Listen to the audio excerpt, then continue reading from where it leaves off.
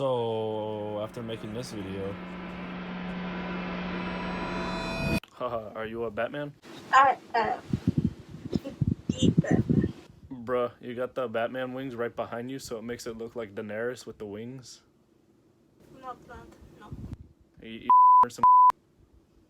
So, here's the thing. I fucking hate Trump. I just saw Dark Phoenix, a movie that I didn't like the trailers.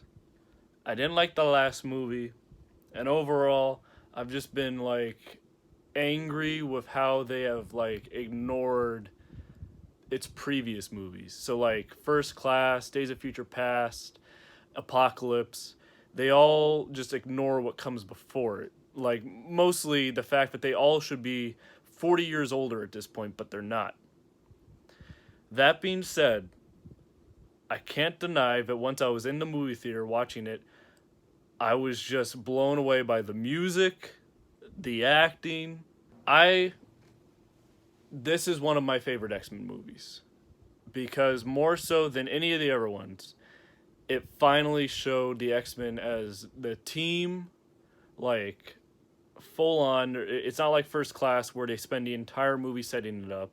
It's not the stupid Bryan Singer. They're all in fucking leather jumpsuits. Everyone's wearing fucking black.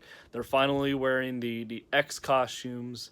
They're finally doing missions, and their abilities accent each other perfectly. They're doing combos, like they're teaming up with other mutants to like do cool shit. Like Nightcrawler isn't just fighting by himself. It's not just Wolverine fighting by himself like it was in the other movies. All these characters work together and they do twice as good because they're working as a team.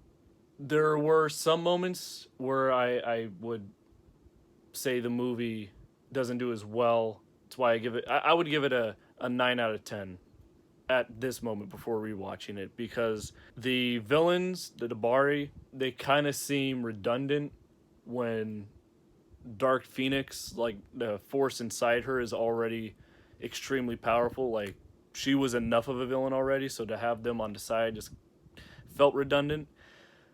I don't rate it lower in the 80s or the 70s because it does come with amazing scenes of all the characters teaming up to fight and like again use their abilities, which is something that they've ignored in previous movies. Like we have Days of Future Past, where the most creative thing that Magneto does with his fucking metal powers is lift a baseball field and then drop it, and that's it. Whereas in this movie, Magneto, he takes metal out of the walls of a train and uses as a shield. He takes all the guns like he did in the first Bryan Singer X-Men movie where he pointed at everyone, except he doesn't stop there. He fucking shoots until all the bullets are gone, and it's fucking glorious. It took bold moves and decisions like Batman versus Superman. It made some of its characters not as likable. Like say Professor X, he's not happy-go-lucky. He's not perfect. He does things that he believes is right. God bless you. He does things that he believes is right, but you know there are consequences for his actions, no matter his intentions, and it's amazing to see that cause and effect. Another thing that kind of bothered me was I would have liked to have seen a little bit more of Jean Grey and her transformation from like, oh, she's got powers to losing control. That part felt a little quick because they were cutting back and forth between the Dabari, which it's kind of a disappointment because you have a movie where everything feels so personal. These characters like Xavier and Magneto and Mystique, Beast, they've all known each other for like 30 years plus. And when you have the Dabari come out of space, it just feels so alien next to everyone else who has like this long connected story. But regardless of whether I would have liked to have seen more of Sophie Turner as Jean Grey, the scene she has where she goes from like cold, uncaring, rage, like angry, back to sad, remorseful, depressed over her actions. It's fucking amazing. She got more to do in this movie than she's gotten to do in the last 2 seasons of Game of Thrones, which was amazing to see more of her ability. I love to see her in more things. Bruh, you know who she could play Hmm. as a comic book character? Who's got red hair in DC? Poison Ivy. Dude, her and Margot Robbie?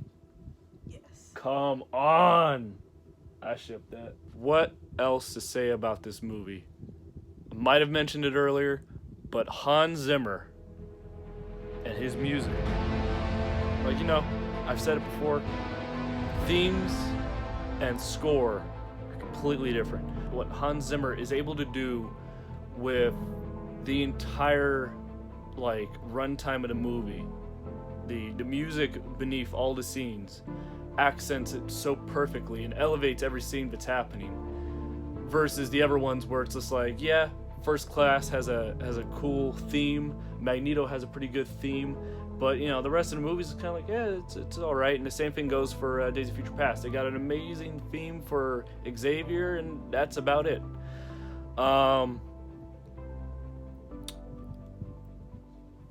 To wrap up this little podcast about X-Men Dark Phoenix, I'll just reiterate that it also did a great job wrapping up close to 20 years of movies. Sure, Endgame wrapped up about 10 years, but there's so many little things without actually having to do the time travel of Endgame. It's great callbacks. After Mystique died, they go back to the room where Xavier first met Mystique, and it's full circle. It's beautiful.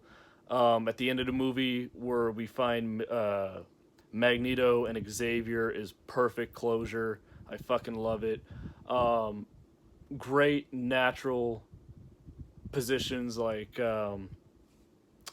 this cat just fucking attacked my leg, just stabbed me straight up. Say hello to the camera. She looks away because she knows she's guilty. Phenomenal choices. Overall, it's not perfect. It's definitely one of my favorite X-Men movies, and I hope more people go and see it and don't let the negative reviews deter them from seeing it. Go see it and let yourself judge the movie. Yeah. Form your own opinion.